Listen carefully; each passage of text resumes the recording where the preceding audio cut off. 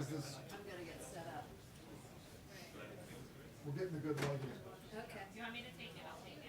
You are a pro, like a boss. The reach. I mean, sometimes it's conflicting. I'd rather do it. But yeah, I should lose it. If you're losing the gun, I'm losing the gun. Did they do two minutes? Yeah. And he's not here for me to back. I know. I need to clean your lens. Oh, God. Sorry, you I guys. got a hug, so that was Kind Yeah, of. right, So right. that's where I am. Yeah. Okay? See ya. okay. Here we go.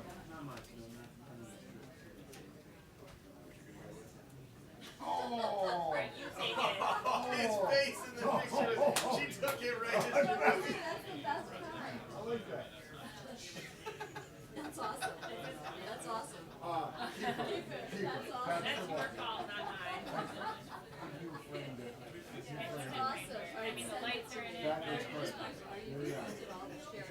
Just send it to Cool. L. Ashburn. I will never try it. I will never try to take a picture again. I'm just gonna have you She'll love that. You need him here for all your pictures. That was done strictly for them. To get a reaction. And it worked. I kept smiling. Get- On you're camera. professional. You're like, wait for it, wait for Wait it. for it. Don't move. Standing Don't next to move. the Don't rookie. move. I know what they're going for. I'm not giving it to him. He's like, .com.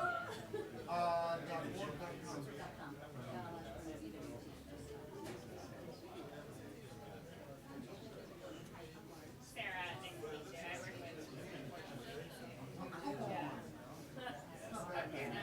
to meet you. I work with. nice to meet you.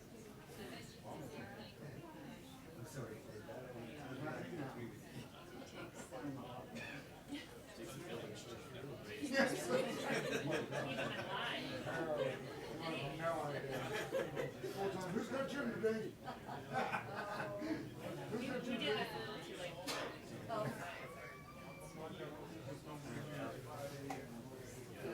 So we're gonna put it in briefing.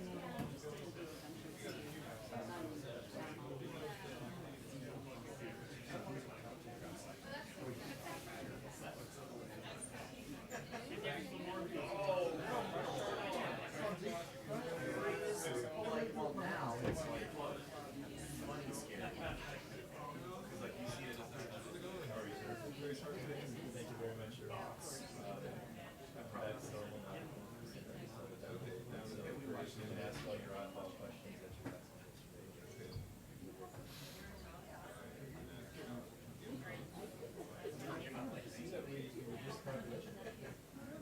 Now I'm trying to see it.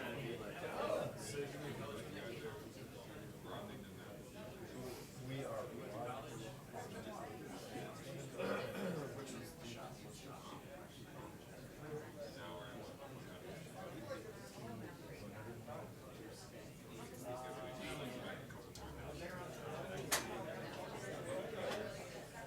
either here to the round. Maybe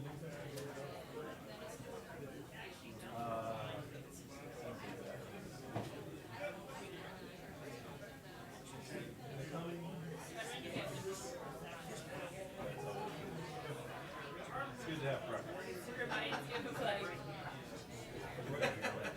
Everything.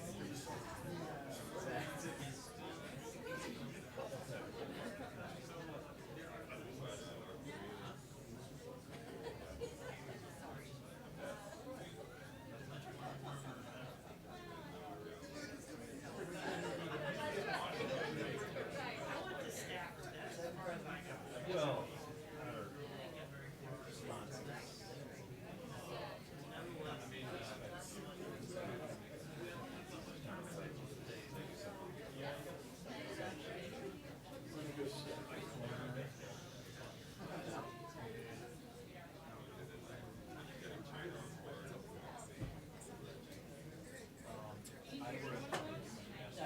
No, we can put it back here if you like.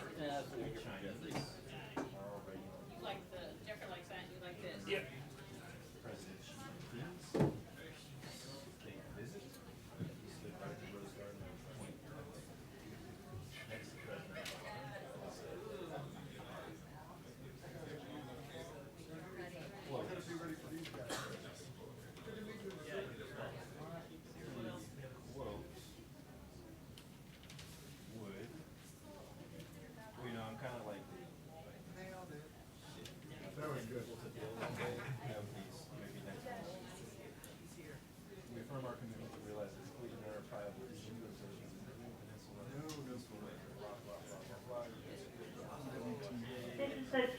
warning to the processing fee. This is a 2-minute warning to the processing fee. Because I know you'd be asking for questions like, why don't you make Should we move to the Chinese or gravel? well, they made public services you can do.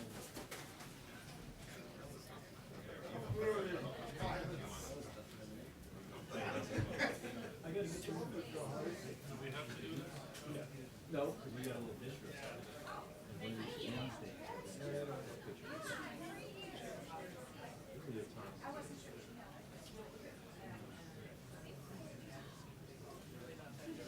yeah, I got it. I will see.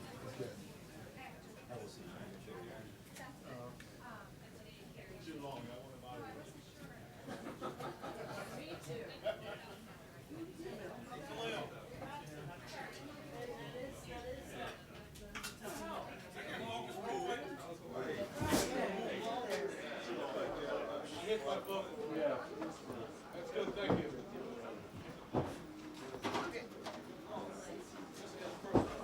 Next.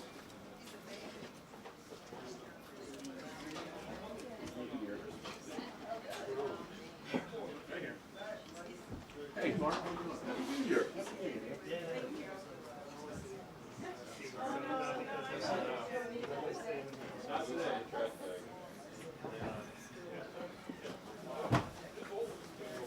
Put this on the lectern.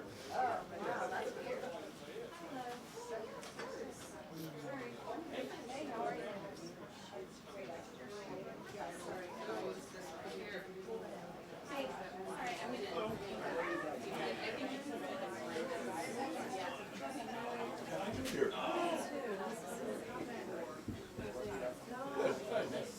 You. I'm gonna change it anyway. That's cool for the way it is.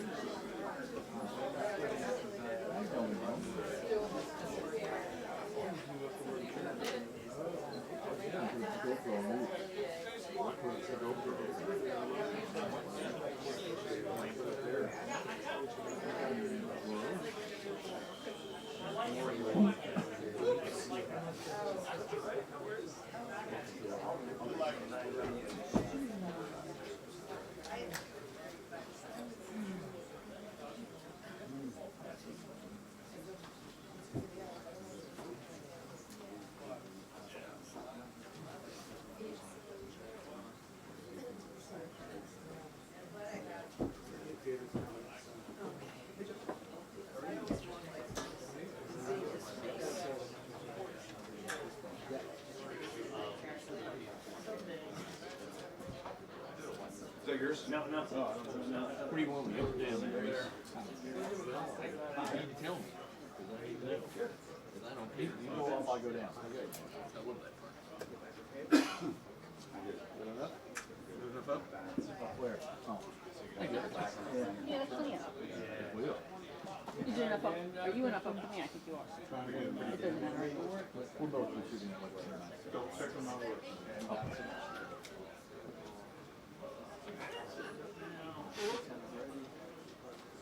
You are ready. You're not just pretending.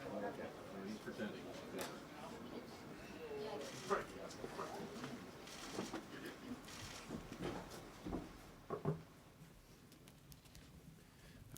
Good afternoon, everybody.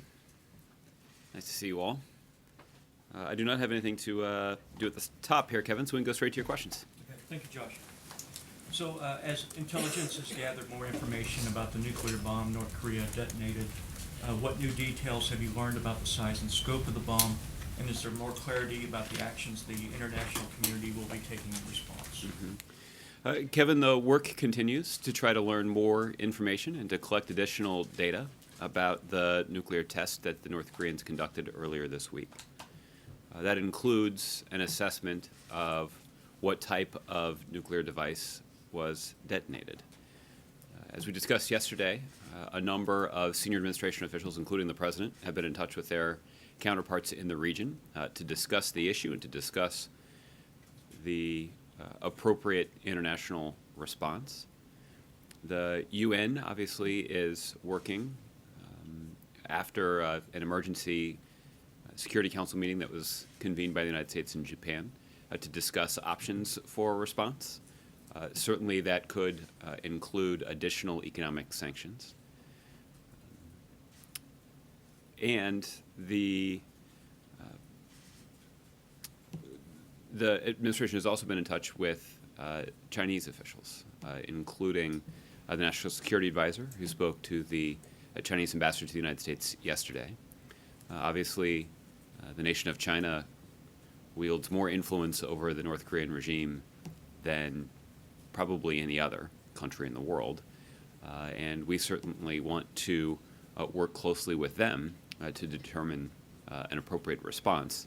Again, what I think is notable is that we have seen some unanimity of opinion across the international community about how what North Korea has done is provocative and a flagrant violation of their international obligations and certainly of a variety of UN Security Council resolutions.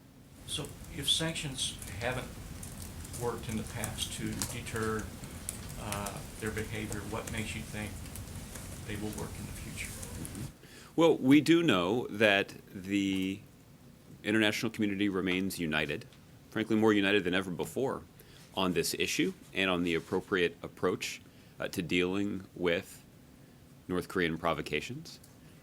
As a result, the North Korean regime is more isolated than ever before. And it makes clear to the North Koreans that they have only one path to choose to try to deal with the extreme poverty and extreme isolation that causes millions of their citizens to suffer. And that path is one that includes them ceasing their provocative activities. That includes ceasing missile tests and ending nuclear tests like this one. It also means committing to denuclearizing the Korean Peninsula and pursuing peace and stability on the peninsula. That is the path for the North Koreans. It's the only path out. And the international community, even as we consider additional options to further isolate them, I think that will be the best way for us to reinforce that message. What is the White House's view, or what in the White House's view did Republicans accomplish by forcing the president to veto a repeal of the Affordable Care Act? Nothing. They've voted 60 times to repeal the Affordable Care Act. This is the first time that it has reached the president's desk, but it has no impact. And we've heard Republican presidential candidates on the campaign trail talk about how ineffectual the Republican Congress has been. In this case, they're right. And I think there is no clearer illustration of the ineffectual Republican leadership in Congress than this.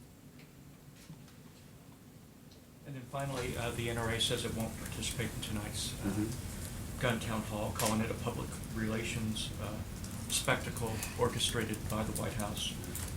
Do you care to respond to that description? And is the president disappointed the NRA won't be there? Will it detract from the event? Yeah. Well, just to set the record straight, and with all due respect to Mr. Acosta and his colleagues, it's actually hosted by CNN.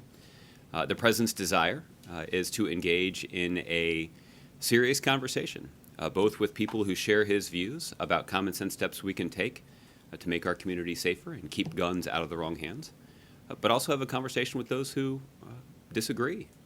And we certainly are looking forward to having the opportunity to engage in that discussion with people who are interested in participating in it. Okay. Jeff. Josh, the president has repeatedly pressed Chinese leaders about their currency policy. So what is the White House's reaction today to Beijing's decision to let the yuan fall?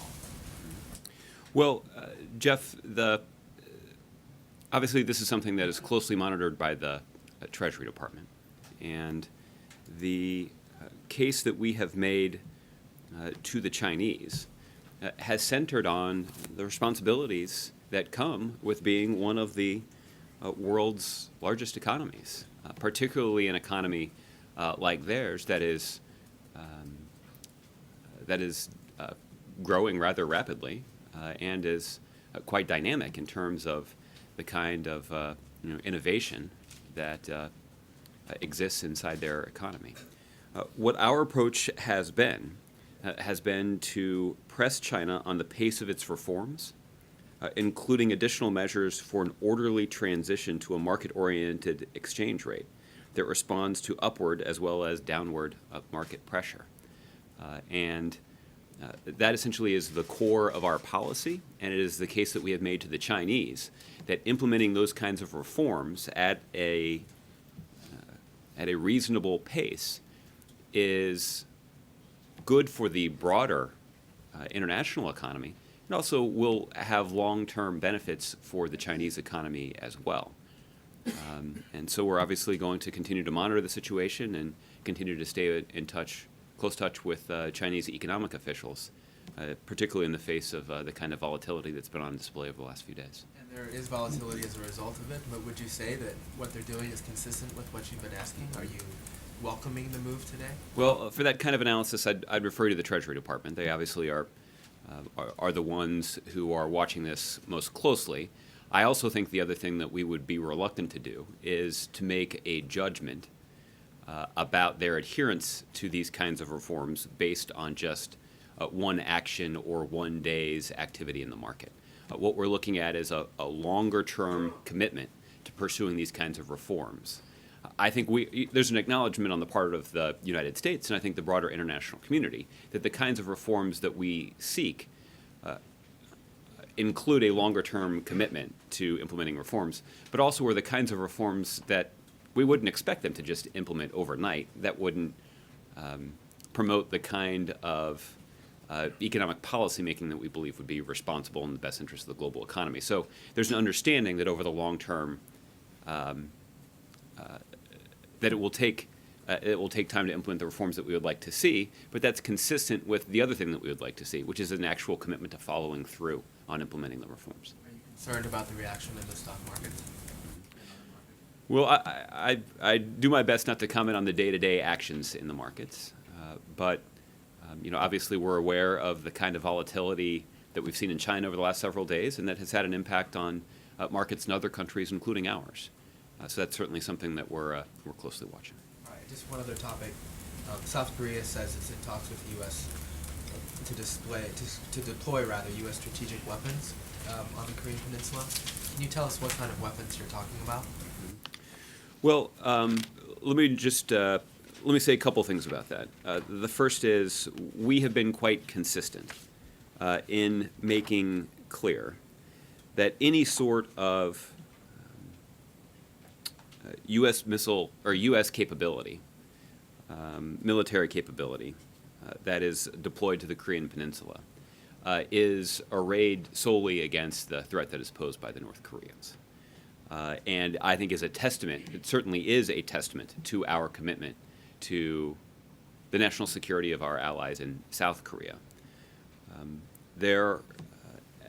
At this point, there have been no discussions or consultations with the South Koreans about the deployment of what's called a THAAD battery. This is essentially a defensive and anti-ballistic missile capability. But there are a variety of anti-ballistic missile capabilities that we have, over the last several years, been ramping up in the Asia-Pacific region to protect the United States in response to the threat emanating from North Korea. And that includes the deployment of additional resources to Alaska. It includes additional naval resources in the Pacific Ocean, including an Aegis ballistic missile defense ship. It also includes radar systems that have been deployed, two of them in Japan, that can be used to effectively counter the ballistic missile program that North Korea seeks to develop and that could threaten the United States.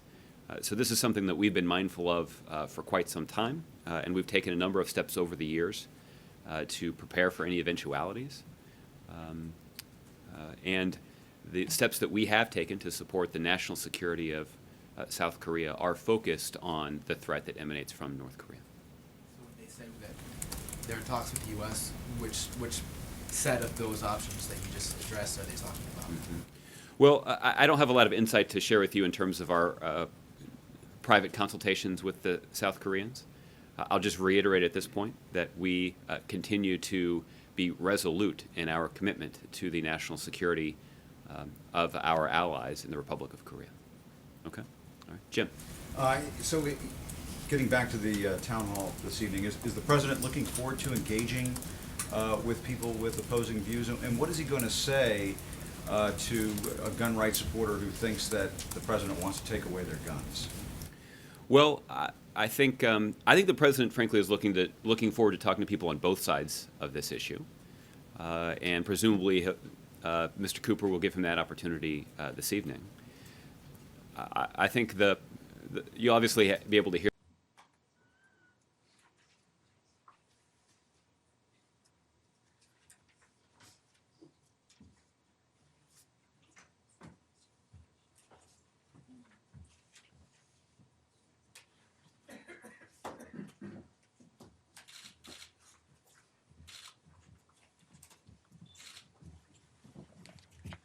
Happy New Year.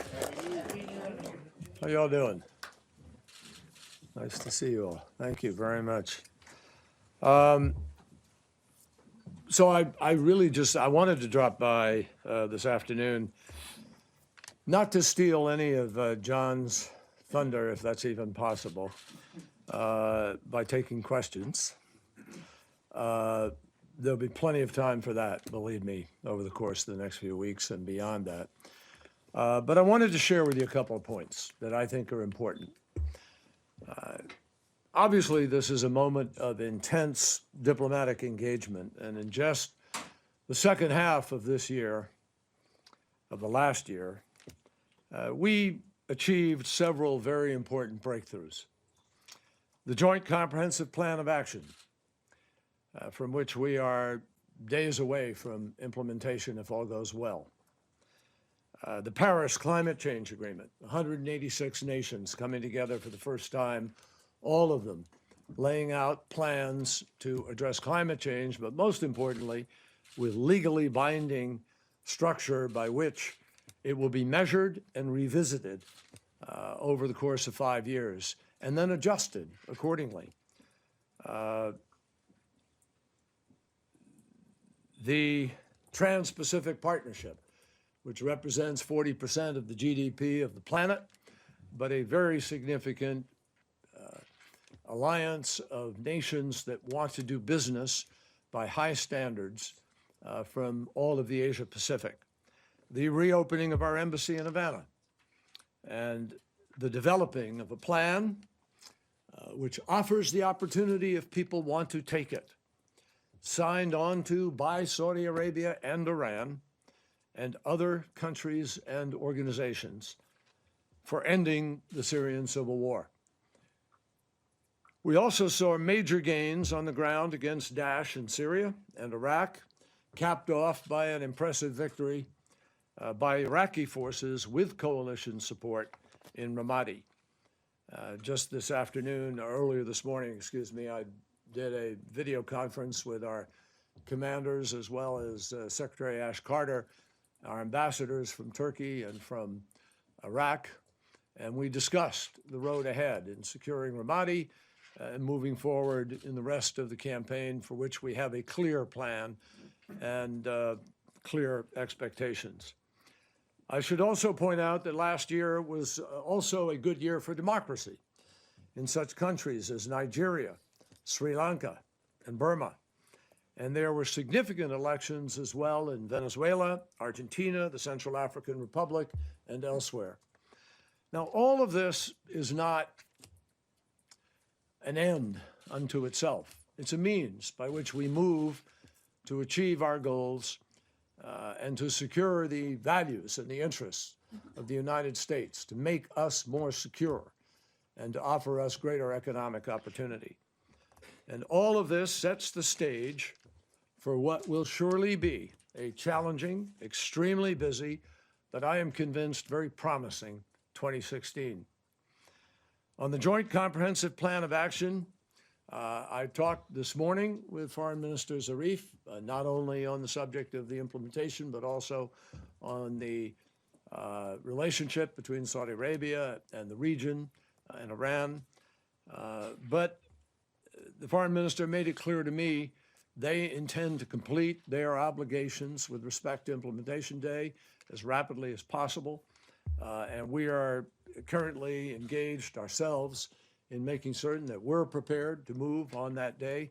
And I think it could come, without being specific, sooner rather than later. On the Joint Comprehensive Plan of Action, may I point out, we have already seen very significant results. Iran has shipped overseas most of its stockpile of enriched uranium. And with that, it shipped out of Iran in one fell swoop, one shipment on a ship, a Russian ship that will take those materials and eradicate them, transition them, transform them from the potential of any kind of bomb manufacturing. With that, Iran literally shipped out its capacity currently to build a nuclear weapon. We went from 2 months of potential breakout time, 2 to 3 months, to 9 months overnight. And in the next days, with the completion of their tasks, we will meet our target of being more than a year of breakout time. Now, as implementation day approaches, obviously, it's our task to continue to ensure that Iran lives up to its commitments while building on our own commitment at the same time to address the questions of Iran's activities, whether it's missile activities or other activities in the region. And we will continue to do that, I can assure you, as well as continue to press for the return of Americans who have been unjustly detained. On Syria, we remain extremely focused on our diplomatic effort to de-escalate the conflict, to achieve a political transition, to marginalize the terrorists, and to enable the safe return of refugees. And negotiations between the government and opposition are still scheduled to begin on January 25th in Geneva. And all indications are, in both my conversation with Foreign Minister Adel al-Jubeir of Saudi Arabia and my conversation with Foreign Minister Javad Zarif, they both assured us and others that the differences between them at this moment, expressed very publicly, will not interfere with their willingness to work cooperatively in an effort to resolve Syria. And that is important. Support for the Syria peace process remains strong. Concerning Asia, I have been consulting in recent days with allies regarding the developments in the South China Sea, and particularly the developments in the North Korea nuclear test. Today, I talked with Foreign Minister Wang Yi at some length. We discussed various options and ways in which we should proceed forward. We agreed that there cannot be business as usual, and we agreed that we will work very closely together to determine the steps that we can take in order to address our increasing concerns about that nuclear test. That test simply underscores America's firm and continued commitment to regional security and global non-proliferation. And we remain committed to that, beginning with our dialogue next week with the Philippines. 2016 is going to be an extremely active year for us throughout the Asia Pacific, and Deputy Secretary Tony Blinken will be leaving in a few days for a trip over there to the region. I will be leaving in a couple of weeks to go to begin to work on the ASEAN summit that we will have in Sunnylands, and also possibly to have meetings regarding the North Korean situation. So let me make it clear. The United States is today more deeply engaged in more parts of the world on more consequential issues than ever before in history, all at one time. And the reason is that our interests demand it, and our friends and our allies welcome it and want it. We therefore anticipate additional opportunities and challenges in the months to come in such places as Ukraine, Afghanistan, Central America, Colombia, Cyprus, Libya, South Sudan, Burundi, and the list goes on. We have no illusion about the difficulties, but believe me, we are confident. I am personally confident that because the values we bring to the table are what they are and reflect those of the American people, I believe we have earned strong international support, and I believe we will keep it over the course of these challenges. Now, as we prepare for this year, let me make it clear, my friends. It is vital that we undertake all of these efforts with the fullest possible strength for our country. Patriotism demands it. Commitment to our country demands it. Our interests demand it. And that is the primary reason why I wanted to drop by here this afternoon. As someone who served for more than a quarter of a century, almost 29 years in the United States Senate, I deeply respect the foreign policy prerogatives of the Congress and of the United States Senate, and as a former chair of the Foreign Relations Committee, I am particularly sensitive to them. I also respect enormously the responsibility to advise and consent on nominations that are put forward by the President. But at the same time, I think most Americans would agree that in managing world affairs, the United States of America should always strive to put our most capable team on the field. And it just doesn't make sense. It hurts our country to do what the Senate has allowed to happen over the course of these last couple of years. And that is to leave open, for sometimes more than a year, vacant, important positions for our nation. Fritz Mondale, former Vice President Mondale, wrote a terrific op-ed over the break regarding the importance of having ambassadors in place at this day, in this moment of American history, where they can do any number of things vital to our security and advancing our economic prosperity. But right now, the Undersecretary of State for Political Affairs, one of the most pivotal positions in this department, the very hub of our day-to-day diplomacy, with every region, is vacant. We have in Ambassador Tom Shannon, an outstanding nominee for Undersecretary, a veteran of Foreign Service officer whose nomination was approved unanimously by the Senate Foreign Relations Committee, and yet for months, one person has been holding up his nomination. No vote on the Senate floor. Anyone familiar with U.S. foreign policy knows that legal issues are connected to every single thing we do.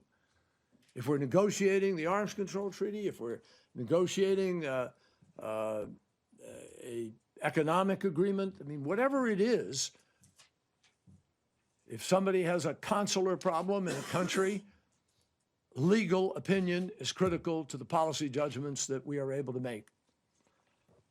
If we're going to use force in a particular nation, legal judgments are absolutely essential to our rights to be able to use that force. For almost the full 3 years that I have been Secretary of State, I have never had the benefit of the permanent legal advisor to the State Department. We've had extraordinary, capable, acting leadership, and I'm very grateful to Mary McLeod for her extraordinary leadership over this period of time. But that's not the way it's supposed to be. We've now exhausted her amount of time that she is legally allowed to serve as an acting legal advisor. So we undermine our own ability as a nation to work on legal questions with other nations and with other agencies of our own government. And it hampers our capacity to respond to requests for information from Congress, the FOIAs that we get. All of these are legal exercises. And we need to have the full legal team on board. By not having a permanent, selected, Senate-confirmed, presidentially nominated legal advisor in place, we are deprived of the full weight of the legal authority and leadership necessary to do the best job on behalf of the American people. Now, here again, we have a superbly qualified nominee in Brian Egan, who more than 6 months ago was approved unanimously by the Senate Foreign Relations Committee. And his nomination, too, has been blocked on the Senate floor. One of our most significant bilateral relationships is with Mexico. And this is true economically, environmentally, socially, on border security, which you hear presidential candidates chomping about, law enforcement cooperation, and immigration. It is a relationship that thrives on mutual respect. And that is why the president chose a professional, a civil servant, Roberta Jacobson, one of our country's top diplomats and a career civil servant, to be our ambassador to Mexico City. And it is disparaging to that country that we don't have the respect to send the ambassador that that country needs and deserves. Roberta's nomination was approved by the committee. It has been endorsed by 6 previous ambassadors to Mexico from Republican and Democrat administrations alike, and yet the vote on her nomination has yet to be scheduled. In the coming year, we have a huge agenda of issues with Europe. From countering Daesh, we've seen what happened in Belgium, we've seen what happened in Paris, we see the need of any number of nations there to join with us. They're all members of our coalition against Daesh. They make up part of the 65 who have joined the fight to destroy Daesh. And yet we have not reciprocated with the respect to put the ambassadors in place who can work at the highest levels of national security in order to help organize that effort and promote America's commercial interests and ensure the security and the effectiveness of congressionally mandated changes in the visa waiver program. All of these are issues with direct impact on the safety and the prosperity of the American people. So this is not the time to have vacancies in our diplomatic posts, and certainly not the time to have a vacancy because 99 other senators or 90 other senators or 80 even are being refused the opportunity to be able to have a vote. The Senate can fix this very quickly by voting soon on these ambassadorial nominations, already approved by the committee, 8 already approved by the committee on the Senate floor waiting for a vote, 9 in the committee waiting to be passed out. So in making these requests, I just want to make it clear. I fully respect the Senate's right to deliberate carefully. And indeed, the advice and consent process was meant to provide that kind of deliberation. But there is a point where the equities involved in these relationships and in our national security interests and our economic interests mandate that on behalf of the American people, we should have a vote. So let somebody who opposes the nomination come to the floor and state their reasons for opposition, and let senators make up their minds and pay the respect to the rest of the Senate that they deserve to be able to cast their votes and make up their minds. But end this notion that one United States senator or 2 can stop the entire process and put the United States not just in an embarrassing situation, but in a negative situation that actually hurts our security, hurts our interests, sets back our ability to carry our values at the highest level, and most importantly, sets back our ability to organize fully our effort to defeat Daesh and protect the people of the United States of America. I ask that when the men and women that we send up are clearly qualified and supported by enough senators for confirmation, then the process should go forward at a reasonable pace. That is fair, and it is the good democratic way to do business. And we face many challenges in the world today. We should not be making our own jobs harder by failing to put ourselves in the best position possible. So I appeal to the United States Senate, please act without further delay on these and other nominations before you, and in so doing, you will strengthen both America and the institution in which you serve. Thank you. John will answer. Mr. Secretary, can we just, a couple of questions about your agenda? John's going to answer. As these confirmations are held up Do you think that you have a major problem now in North Korea and that too much time may have been paid to Iran and other challenges while North Korea was left without getting I'll enough take one attention? question, but let me just make it clear. North Korea has never been left unattended to, not for one day. We have had meetings. We have had constant consultations. On the first trip that I made to China, when I raised the issue of the climate negotiation that resulted in China joining with us, I spent most of that trip and most of that time on North Korea. Now, China had a particular approach that it wanted to make, and we agreed and respected to give them space to be able to implement that. But today in my conversation with the Chinese, I made it very clear that has not worked, and we cannot continue business as usual. But there have been any number of trips, any number of conversations, and I'm happy to have John Kirby lay out the entire TikTok, if you will, that will show you how that premise is absolutely inaccurate. It's without foundation. So it's time for China to crack down and get tough with North It's, Korea. John will address it. It's time for everybody to make sure that this does not continue as business as usual. Thanks. Senator.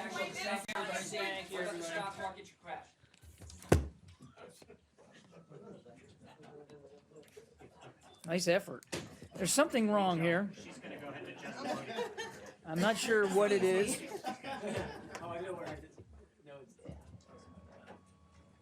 don't have to come down that far.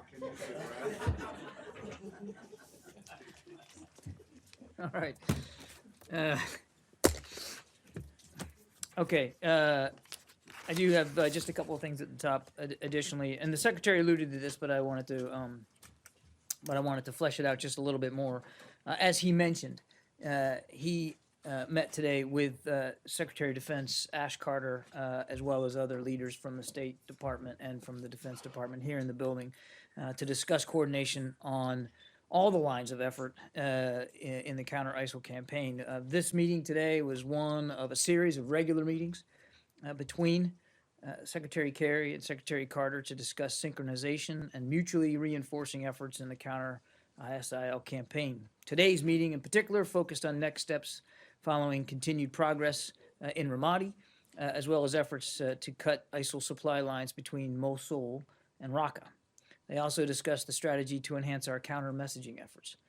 We are working to support the government of Iraq as they continue working to stabilize the city of Ramadi. Our efforts in Ramadi are as much diplomatic and humanitarian as they are military. As the city continues to be cleared of ISIL, stabilization and humanitarian needs will be increasingly pressing on everybody. We are working with the coalition to address those very urgent needs. Also on Syria today, we welcome, I want to say, the UN statement, which you may have seen on these hard-to-reach and besieged communities there. In Syria, 400,000 people live under siege, including nearly 42,000 in the town of Madaya, which we talked about yesterday. And as I said yesterday, starvation as a weapon of war is utterly and completely despicable. And we join the UN in calling for unimpeded humanitarian access to reach all of those in need. And then a program note. I think you may have seen our media note on this, but this evening, later on, we're going to make publicly available online another 2,900 pages of emails from former Secretary Clinton's email account. We're releasing them today to add to the volume of documents that were released last week. With today's production, we will meet the 82% mark for total number of pages of documents released, which was the goal set for last week. Including in today's release, we expect to release about 45 documents with upgrades. In other words, upgraded classification. These are all at the confidential level with the exception of one. In an effort to process and post as many documents as possible, what you'll see in today's release, the documents will not have fully completed data fields on the FOIA website, but it is searchable as they have been before and as they were last week. With that, Matt. Right. Can I just begin with a point that the Secretary of State comes down to talk to us is great, but he's making an appeal to the Senate to essentially change its rules that as they exist now in terms of holds and more in the broad sense, and specifically making the case that the urgent developments around the world demand that they act. And I think that it would have been appropriate for him to stay and take some questions to defend that position, because the people who have the holds, the lawmakers who have the holds in the Senate, have some pretty strong feelings about it. So with that in mind, I'd like to ask about that. Among the complaints or concerns that are involved in these holds is the idea that the Iran nuclear deal was in fact not a breakthrough, but rather a breakdown, in that it has hamstrung the administration or prevented it from acting in response to bad behavior that is not covered by the deal. In other words, the ballistic missiles, for one. Why has the administration not acted if, in fact, the Secretary is correct when he says that you are taking on and going after Iran for its bad behavior? Well, there's an awful lot there, Matt. Let me just, he's not asking the Senate to change rules. He's asking them to do, no, he's not. He said more than once in his opening statement that he understands their role, appreciates their role. Nobody understands it more than he himself, but he wants them to act on these nominations. Many of them, as he pointed out, have already cleared committee. So he's not asking them to change their rules or to abrogate any of their authorities. It's about doing the right thing for the country here and moving forward on nominations that have, again, already cleared committee. That said, your question, I know, gets to this, the press reporting last week about possible sanctions related to the latest ballistic missile launch by Iran. What I can tell you is that process is still moving forward. I don't have an update for you. There are still some technical issues that are being worked out. But as we have in the past, I fully expect you'll see us in the future continue to hold Iran accountable for these other destabilizing activities. And nothing in the Iran deal precludes or prohibits our ability to do that. Nothing. It was about one thing, shutting off their pathways to a bomb. And we said then, we'll say it again today, that we have other tools at our disposal, unilateral if necessary, to deal with destabilizing activity by Iran. Right, but the criticism is that you, in trying to protect and preserve the Iran deal by not giving Iran the excuse to claim that it's being violated or it's being treated unfairly, that you are treating them with kids' gloves when it comes to other issues of concern, like the missiles, like its support for terrorism. Simply not true. Etc. Simply not true. I've seen the press reporting on this. I've seen the comments by anonymous sources and by critics on the record. There are some technical issues that are still being worked out. And the but visa to waiver? say, let me finish. To argue that because we're still working through these issues, that we're somehow treating Iran specially or with kid gloves on this is absolutely false. It's not accurate. On the first thing, was he not making the point that if a nominee has enough votes to be confirmed, that there shouldn't be holds allowed by that individual senators or two senators should not be allowed to? He's not disputing the process of hold. Okay. Well, then maybe I misunderstood. But what he was making a case that there have been, many of them now either not acted on or held for too long, and some of them for reasons that have nothing to do with the State Department or State Department policies, and you know this better than anybody. Right. But so he's not arguing that the senators shouldn't be allowed to have a hold. He's just saying that they should never use it. No, come on, Matt. Well, You heard himself. Of course, he understands the process. Again, better than many. But to have holds that are not tied to specific State Department policies or decisions, and for one individual legislator to be able to hold up an entire process like that for the length of time that these have gone on, that's not helpful to American foreign policy. I have one last one, which is about the content of one line in what he said to us, and which you then subsequently tweeted. So you obviously fully back it. That was the line that you both said now. The North Korean He nuclear, said, he I said, simply but resaid. you said it right. The North Korean nuclear test only underscores America's firm and continued commitment to Asian regional and global nonproliferation.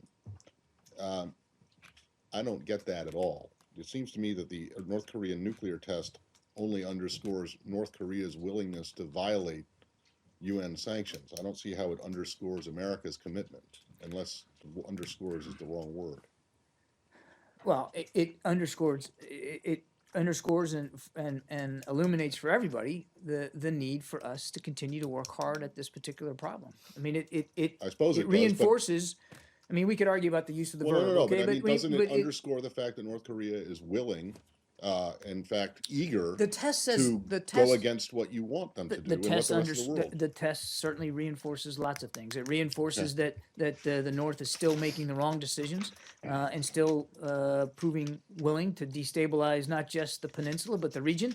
It underscores the need for international leadership. We talked about China as well and the need for them to continue to use influence over the North. And it underscores the need for American leadership in the region and why the Asia-Pacific rebalance has been and will continue to be so important. You know, there's been this thread out there that we somehow just woke up to this idea, this notion that that the North was pursuing these capabilities, and that you know that now there's this idea that there's going to be a flurry of new activity. Well, you know, for the last 2 or 3 years, we've been doing an awful lot to deal with the instability in Northeast Asia, specifically regarding the North. You know, we've put additional missile defense capability in Guam. We added 2 destroyers to Japan, Aegis missile defense capable destroyers in Japan, as well as a radar system. And we have the Navy's, you know, basically at 60% of their fleet in the Pacific region. Just from the military perspective, there's been lots of deterrent efforts put in place. And of course, there's been, as we talked about yesterday, a spate of sanctions since 2006.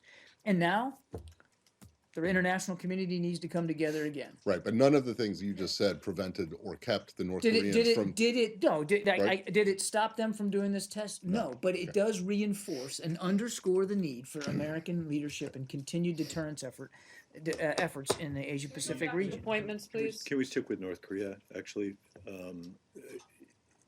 The North Koreans, if the test earlier this week is confirmed, will have tested 3 times on President Obama's watch.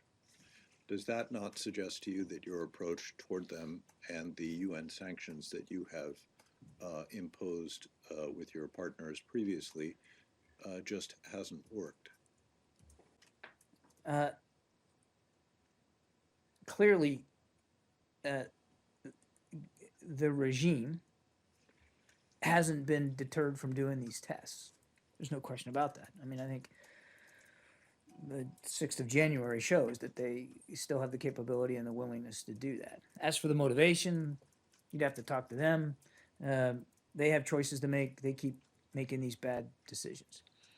It doesn't mean that international pressure on the North is going to or should change in its character. There's lots of different approaches that you can take to a problem like this. I think we all recognize that that open conflict on the peninsula is not a place you know you want to go. So we're going to keep adding. We're going to keep increasing pressure. And I think also if you take a look at the sanctions regime in the past, we had a question yesterday about enforcement. I mean, we haven't seen any major problems in enforcement. But I think we'd all agree that in some cases the sanctions could have been tougher. But there wasn't consensus and unanimity at the Security Council level for that. So now we have another opportunity.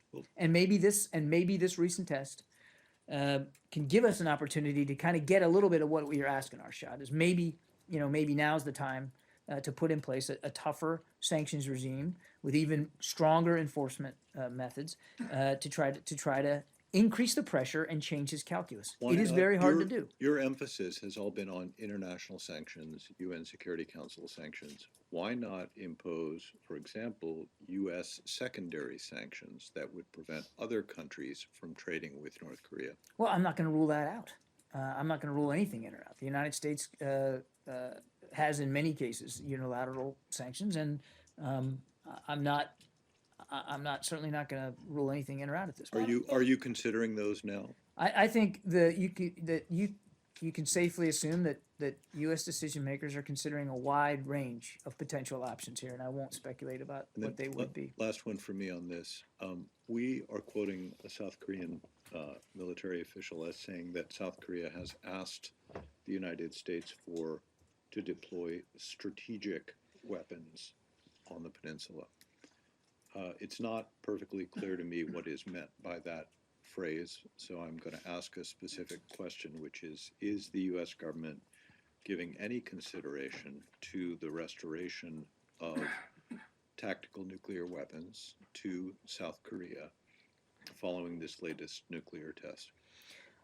I wouldn't be privy to know the answer to that question, Arshad, and even if I did, I don't know that that's the kind of thing that that we would discuss. We have, let me start by saying I'm not aware of that request that you've cited by the South Koreans. If it's true that would be something that would be brought up in military channels, obviously would be discussed at the interagency. I'm not aware of any such discussions. I'm not aware of the request. I would just simply point out that we have nearly 30,000 U.S. troops stationed on the peninsula. We have a very robust presence there, very ready, very capable presence. It's not just about being there; it's about being ready, and they are ready. And of course, there are other assets in the Asia-Pacific region elsewhere that we could draw upon if needed. But look, that's not. We always have to be ready for that. That's what deterrence is all about. But what we really want to do here, and I think the Secretary hit this when he was up here, is get increased international consensus and unanimity and strength behind additional measures to put more pressure on Kim Jong-un to start to make the right decisions. Can I pick up on that? I mean, I understand that's your, increased international measures, or do you think that there's like a pressure point that finally is going to get the North Koreans to say, yeah, these sanctions are just, I mean, they are sanctions up to the hilt between the sanctions at the UN Security Council and U.S. bilateral sanctions and, the kind of larger effects of that. I mean, you don't have a lot of room to go. So what happens when you put all the sanctions that you can on North Korea and you still find that 3 generations of North Korean leaders have not done anything? It doesn't seem like the sanctions are really, making a big difference. Well, they're making a difference, but I mean, they're certainly having an effect. But are they having an effect so far in changing the calculus or changing his decision making? I think if you look at the test on the 6th of January, I can understand why one would say, well, no. I mean, he still continues to conduct these tests to continue to pursue this program. But let's see where it comes out. At least, I mean, I think everybody's mindful of the threat that he poses. Again, not just to the peninsula, but to the region. And that's why we asked for this emergency meeting yesterday at the UN. And that's why we continue to call on the UN, the Security Council in particular, to take this up and to come up with more robust, tougher measures. But that would suggest that you think that there is like a pressure point, a particular level of sanctions or a certain amount of sanctions or a particular kind of sanctions that are actually going to stop North Korea from this behavior and will curb its nuclear emissions. I mean, is there anything what is there to suggest that any particular amount or kind of sanctions is going to make a difference? I mean, a lot of people at this point are now suggesting that a new type of policy is needed because sanctions are clearly not working. I mean, it's certainly not going to do anything to the existing program that they already have, which is already a grave threat. It'd be irresponsible not to take a look at the potential for additional sanctions or additional policy options, perhaps.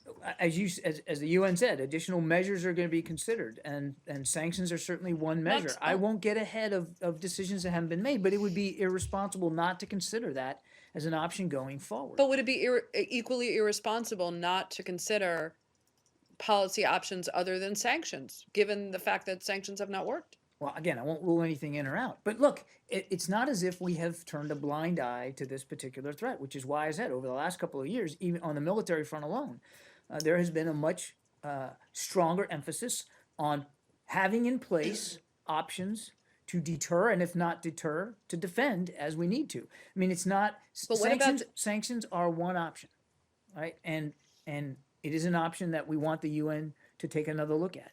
And they said they would look at other measures. I don't want to predict right now what that might be or how that might come out, but we need to let this process continue. It would be irresponsible not to. And and to your question, well, what gives you an expectation that you're going to be able to find a breakthrough? We have to try it. But We it have to- sounds like we you're have to give it putting an all, effort. I mean, I understand about military options to defend and deter, but really isn't your goal ultimately to dismantle the program and have a nuclear-free Korean Peninsula? The And goal is to make sure that the North Korea doesn't have that capability, and that it's verifiable and it's irreversible. so, I mean, can I? But we want to do that, as we have said before, through the venue of the six-party talks. And we have said that we are prepared to return to that forum, but the onus is on the North to prove that it's willing and able to do so, and they haven't done that. I have one more on nominations. Well, can I just ask one more on nominations, because Go we ahead. already got away from that topic. If you have so many important key positions that have not been voted upon, and you respect the right of the Congress for their prerogatives, then why has this administration and the president not used its prerogatives to issue some recess appointments? Well, that's a question that you'd have to ask the president and his staff at the White House. That's not a prerogative here at the State Department. But is the secretary urging the president to use? I won't get into private conversations and advice that the secretary might be giving the president of the United States. Can I we go back ask, to can I North ask Korea? two brief ones on Korea? One is about Arshad's, the question about the tactical nukes. It remains the goal of the administration that Korea should be a nuclear-free peninsula, right? Yes. So why wouldn't you just categorically rule out the idea that you might introduce more nukes to a place that you say you want to be nuke-free? I'm simply not going to talk about military options one way or the other. I'm not going to I can't and I won't entertain. But it seems to the me that if your consideration. goal and the whole world's goal. Well, I with mean, the exception Arshad of said the himself North- he wasn't sure what strategic, So that what they meant by strategic, Okay. and I'm not going to. If Arshad can't Well, don't define what blame they mean him. by It's not strategic, his- I not can't him. define what they mean by strategic. So It's not him, I'm but not anyway. going to get into All a right. hypothetical Fair enough. debate about Okay, what here's systems something that's will or not- won't be introduced. Here's in the something that's peninsula. not hypothetical. The South Koreans, in response to this test, are going to start broadcasting the propaganda back over the DMZ, which in the past the North has said is the equivalent of an act of war. Do you think that the South Koreans, that this is a wise decision by the South Koreans to resume these broadcasts, or would you advise them not to? Well, I won't talk about whatever private discussions we may be having with South Korean leaders. Suffice it to say from the podium today, I'm not going to comment on any specific actions that the South may be taking in response to the North's most recent nuclear test. It is clear that North Korea's actions constitute yet another violation of its obligations and commitments under international law, including, as we've talked about, several UN Security Council resolutions. And the onus remains on the North to refrain from reckless and provocative behavior. As I said at the outset of my answer, we remain in close communication with South Korean leaders on our response and the international response to North Korea's actions. Does that mean that you do not regard the resumption of these broadcasts as being reckless and provocative? I am not going to comment further on Well, I'm not- response actions that the South might take. So they can do anything they want, and you will not say a word about I'm it? not going to comment further. I think I've answered the question. Right. So that they can do whatever they want, and you won't, and you don't have anything to say about I it? didn't put it that way. I didn't say it that way. And it would be wrong for you to walk away from this exchange to think that that's what I said. What I said was I'm not going to comment on any specific actions that they may be taking, and I'm not going to talk about our private Right. conversations with Why South not? Korean leaders. Why not comment on I'm them? simply not going to do that. Well, can you The explain onus why not- it is? The onus here is on the North. And I think we need to put that front and center on the reckless and provocative behavior that the North has committed. Right. And that's where the focus needs to be, on the international response, the international efforts, the international response. efforts to respond to the North's Right. actions. This is not intending to suggest that you're excusing the North Koreans' behavior or that you should excuse it. It's a question about something that in the past has been a provocation. So you don't.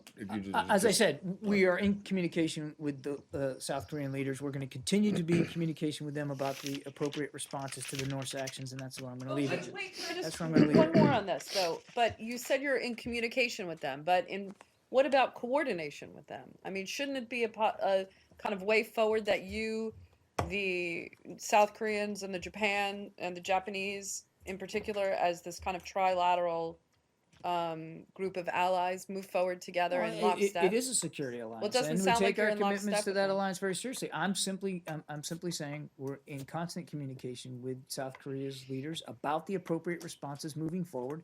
I'm not going to detail those conversations. The onus needs to be and should be put on the North to stop the reckless and provocative behavior that they have proven so capable of. Lucas. Let me give it to Lucas, and I'll come John, back to can you. you clarify something the secretary said? He said when he spoke to his Chinese counterpart, he said we, quote, can't continue business as usual. Was he talking about North Korea's actions, or was he also talking about Chinese actions in the South China Sea? I won't. I don't want to parse any more than what he put it. I think what he was referring to clearly, though, was that this is a moment now that the international community needs to take very seriously, and through the UN to approach the response to North Korea's provocative behavior again in a unified way, a tough way, a clear way, and that what we need is real strength at the Security Council level. As I said earlier, there's been resolutions in the past where the Security Council wasn't in complete agreement, and maybe those sanctions could have been stronger. And it's not about finger pointing now or blaming. It's about seeing this for what it is.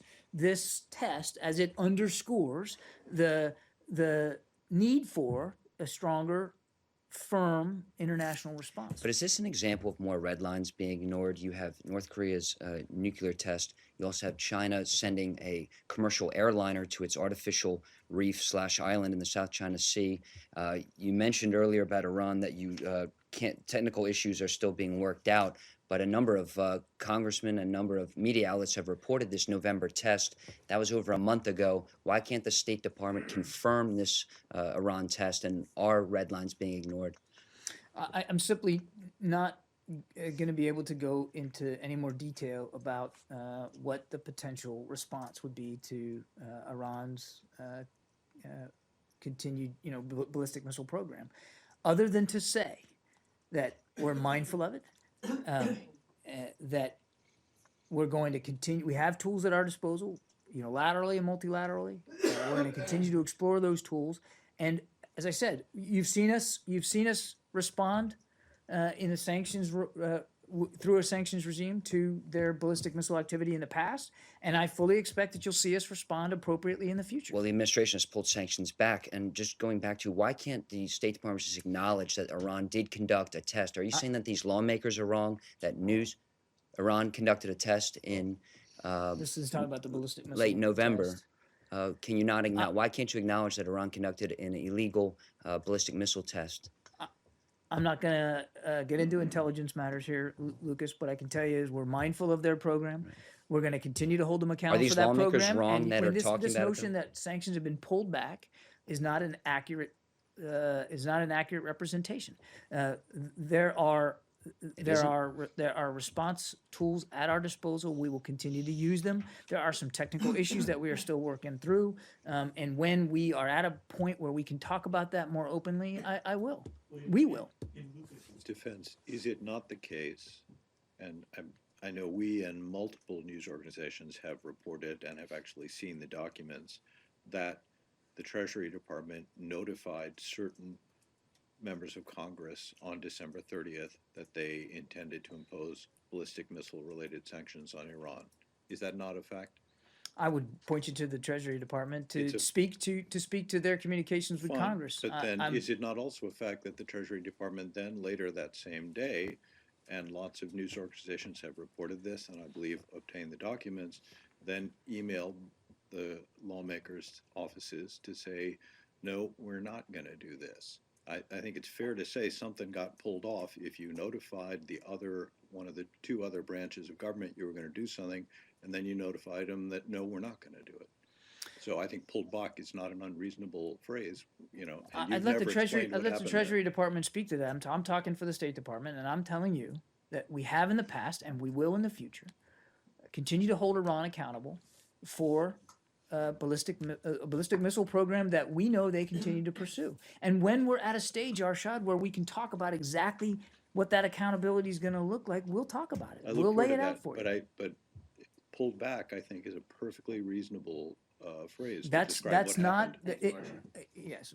It's great to always be defended by Arshad. I'm sure that's helpful. But what I'm telling you is that may be an accurate telling based on sources you may be talking to in other departments. I'm telling you from the State Department's perspective, we don't find that to be an John, just to accurate go back to the characterization of what happened. 7 Democratic lawmakers wrote a letter yesterday to the president saying that there were launches in October and November, and when sanctions put back. Are you saying that these lawmakers are wrong to say that a ballistic missile was launched in November? No, I'm not saying that at all. I'm just simply not going to talk about intelligence matters here from the podium.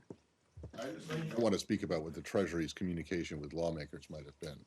But did the State Department tell the Treasury to pull these or to hold off on announcing these sanctions? There are interagency discussions all the time about how we're going to hold Iran accountable for destabilizing activity. I'm not going to detail the specifics of those conversations. That accusation has been made, or maybe accusation is too strong a word. The claim has been made, and I've asked about it before, and I just want to give you the opportunity again. If it's not true, deny it. Tell us that it's not true. I'm and as a general rule, save yourself. Save myself. Yes. No, not your. Well, save the building. Some criticism that you're bending to Iranian will to try to say on ballistic missiles to try to save the nuclear deal. I'm not going to detail the specifics of interagency discussions. As I said, we have tools at our disposal to hold Iran accountable. We will continue to use those tools as we have in the past. And when we're at a stage when we can talk about it, we'll talk about it.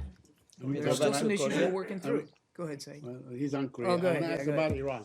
All right, let's go to you. Go ahead. So you can put as many sanctions as possible on North Korea, but so long you don't close that corridor from China, and I'm saying it from my a few years ago visit from Europe to North Korea, and so long that is not closed, they are getting everything that the rulers want from China.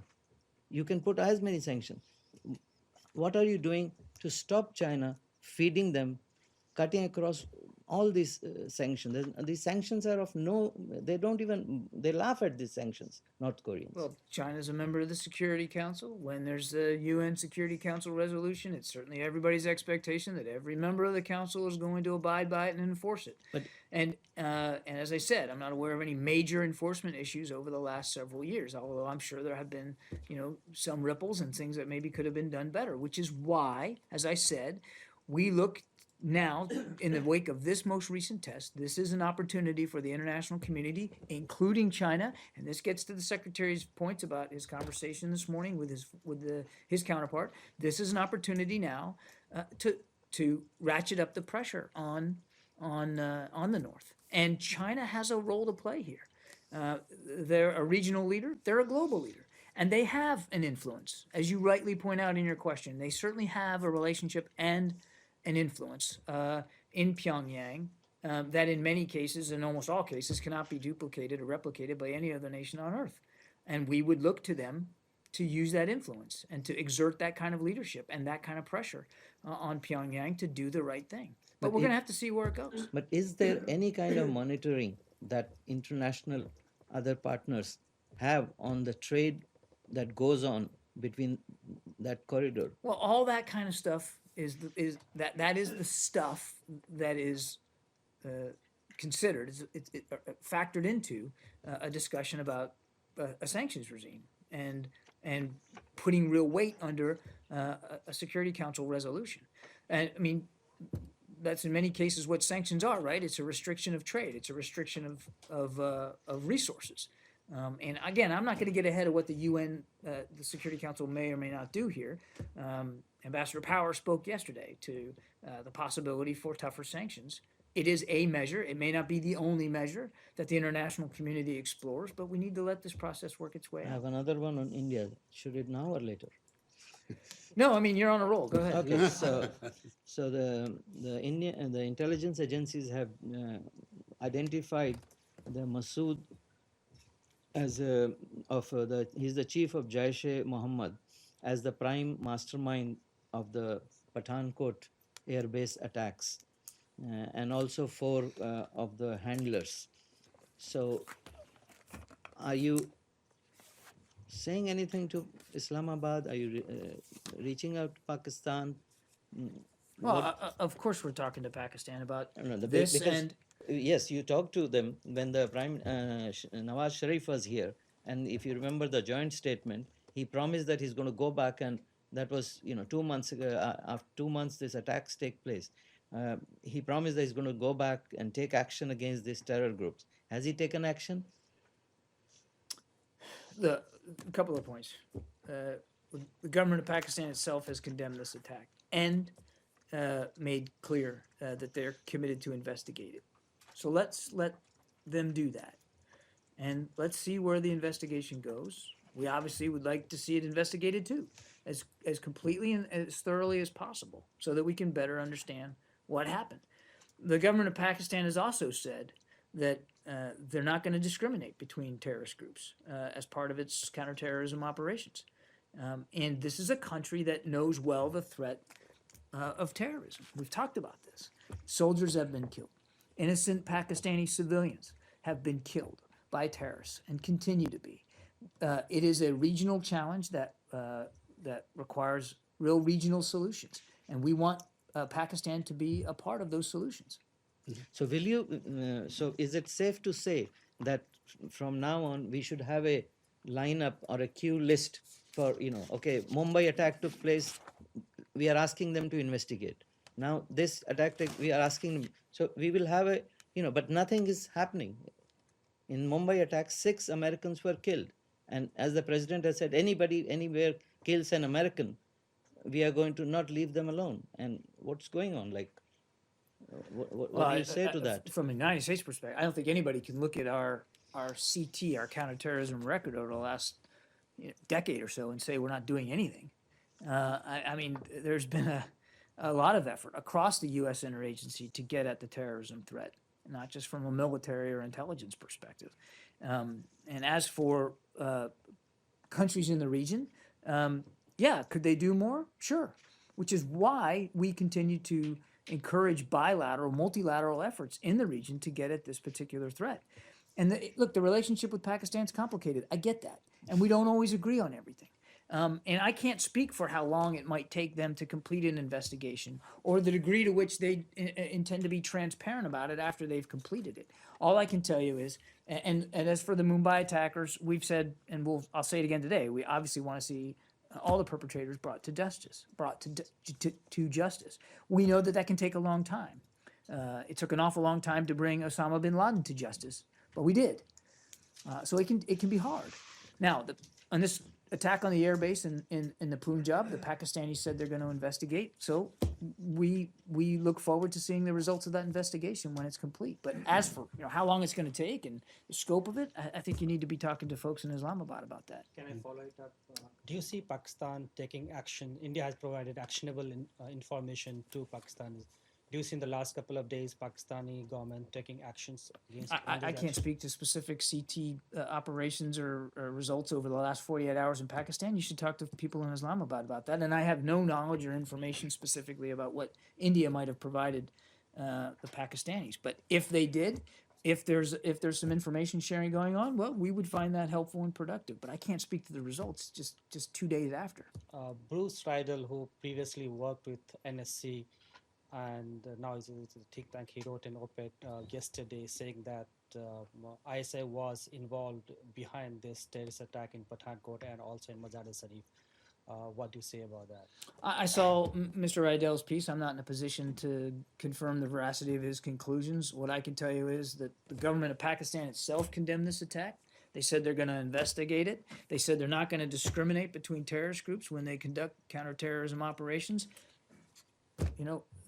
They've been very open about that, and we look forward to seeing the results of their investigation. And we continue to not only encourage a sense of aggressiveness in CT operations by Pakistan and by other regional powers, but we have expressed and will continue to express our willingness to support those operations as required or as deemed fit by those nations. information provided by Bruce Rydell are always taken seriously. But do you have what is your independent assessment of who was behind this attack?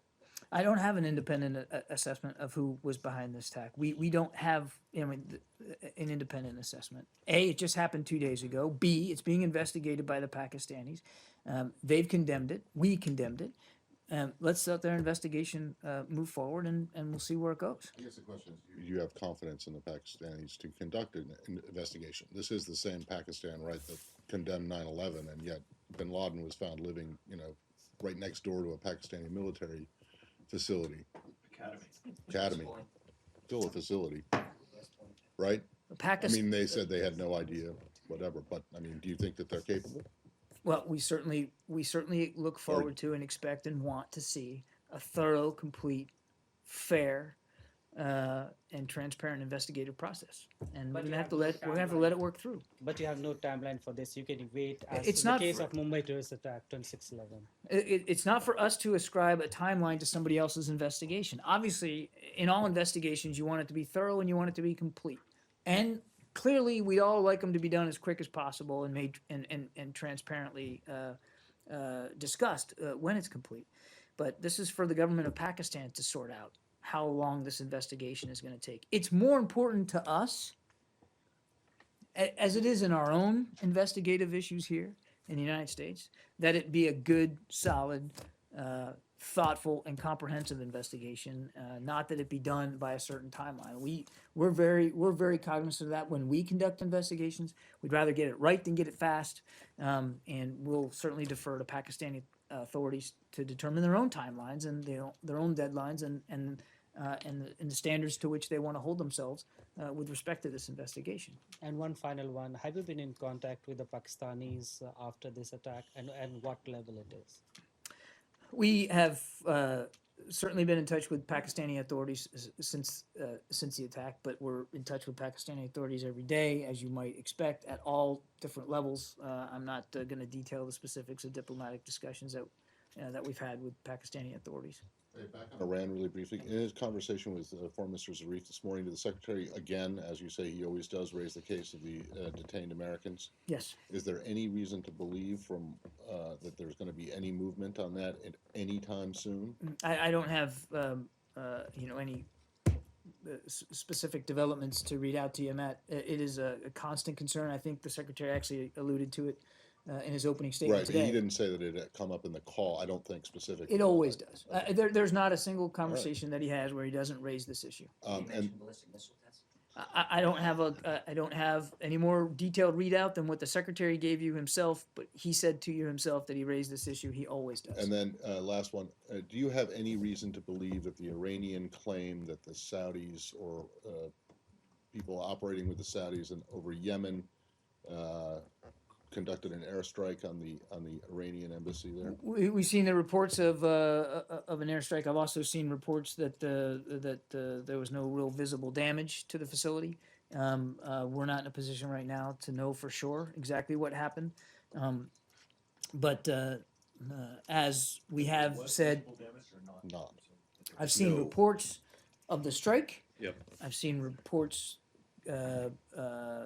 both in the press and elsewhere that there was no visible damage. That doesn't mean there wasn't any. I'm just saying preliminary reports that there was no visible damage. But more critically, we want to make sure that the tensions between Saudi Arabia and Iran come down. We want to see that progress continue to be made towards other pressing issues in the region. And as the Secretary said to you himself, he got assurances from leaders in both countries that progress would not be derailed by these tensions. Do you know if this alleged strike came up with Zarif?